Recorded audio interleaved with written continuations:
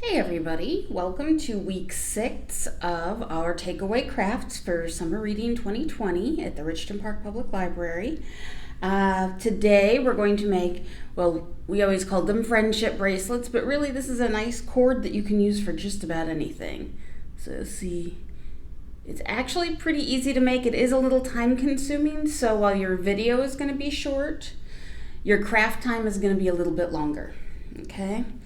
What you're going to get in the box, you're going to get 7 pieces of embroidery floss, and I have given you a rainbow as per usual, and a cardboard circle. Some of the cardboard circles may have a hole punched in them. This is because I don't waste things. I had a couple leftover circles from the other crafts that we did, so I said, okay, we'll just include those.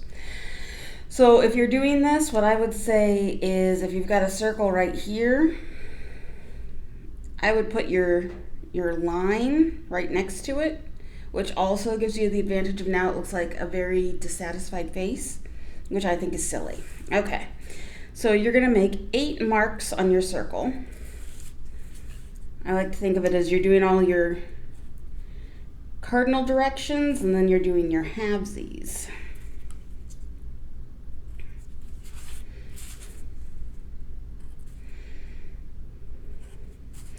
And you say, oh, I have 8 marks, but I only have 7 pieces of thread. Yes, because we're going to weave this bracelet or cord or however you want to call it. And you're going to need that extra one as the active place. So you're going to take your scissors and cut about 1/2 inch. Could be a little more, could be a little less. This is basically just your work surface. And you'll see these are not perfectly 100% exactly the same width apart. Some of them are a little closer, some of them are a little further away. It doesn't actually matter. Then you're going to take, I would actually just use the pointier of the 2 blades and make a relatively small hole. Watch out for your fingers on the other side. If you poke yourself, I'm not going to be responsible. If I poke myself, I'm definitely responsible. All right, so I've poked a hole. I'm going to make it a little bit bigger just so that I'll be able to get the thread through. But I don't want to make it too big, and then after I get the thread through, I can push this down to kind of provide a little bit extra resistance. Okay, I'm going to take my 7 threads, make sure they're all lined up at the end. So they're all lined up. Now there is a tangling issue as you work. They are going to want to tangle themselves. You'll just have to be patient. So I'm just going to tie a simple knot, and it's okay that it's a bulky knot. Kind of want it to be a little bit bulky so it doesn't get pulled through. Okay. Then, and I found it's easiest to kind of double it over and then push it through. Helps if you do it the right direction. Go from the back. And if you have to make the hole a little bit bigger, that's okay too. Actually, I suppose it doesn't matter. I just like being able to see my marks. It kind of helps my brain keep track of what it's doing. It doesn't actually matter. If you want, you could also get a paper clip and lace it through like a latch hook and then pull everything through at once with paper clip. That would work too. I may have to go get a paper clip. All right, hang on one moment, I'll be right back. Okay, I'm gonna go ahead and throw a paper clip in the kits with everything. It's not gonna be on the list, so this is your extra bonus. Oh no, okay. That's okay, because I really only need about half of that. See, that'll work really well. Take my paper clip, loop my thread through, And I'm doing it backward again. In case you're wondering, it's early in the morning while I'm doing this and my brain hasn't had any coffee yet. And if you know me, you know that's dangerous. I should always be given coffee in the morning. Okay, so I have threaded my threads through. And now, because ultimately in my brain, I am a kindergartner, I want to put everything in Roy G. Biv color. So I put red, orange, yellow,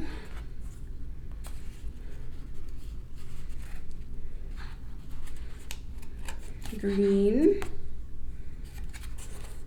blue,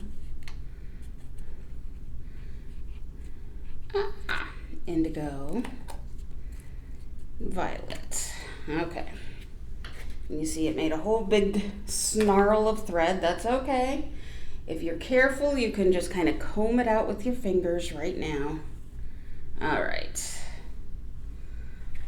And what I would recommend is, especially at the beginning when your threads are really long, I would take the time to, every time you do this, I would run my fingers down and make sure they're not tangled. Okay. So,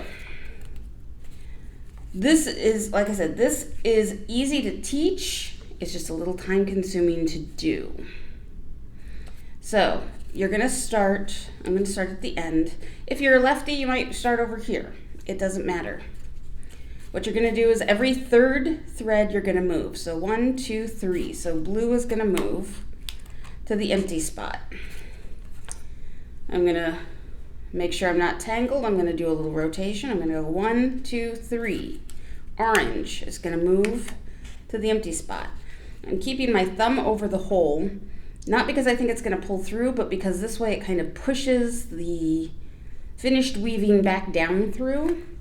I could pull this end, but if you do that, it's going to be, instead of having this very nice, neat, tight weaving, it's going to be much longer and looser and not going to look quite as cool.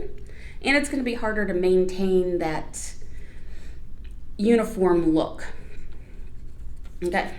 So I've got my empty space, and I go 1, 2, 3. So purple's gonna move, or violet. Pulling everything out. See, even I get tangles and snarls. Just takes a little patience.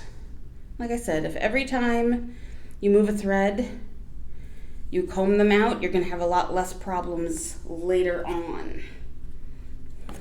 See, I've made my own problems.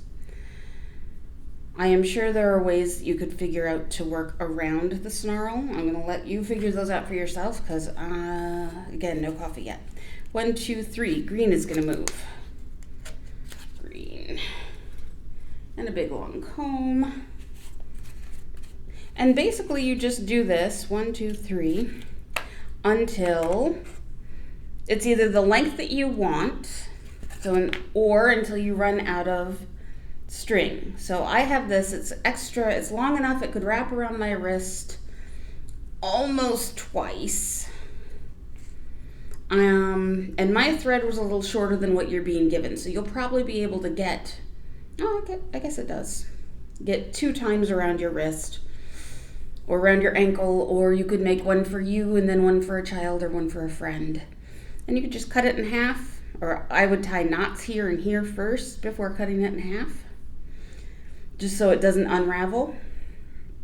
I will say this stuff does not unravel very easily, because the way I found out that you want to keep your thumb over the hole is I started tugging down here when I finished, and it got really stretched out, and I said, okay, I'm going to start all over again. And I tried to just unweave, and it probably took me just as long to unravel the thread as it did to do the actual weaving. It might have even taken longer. It was much more difficult.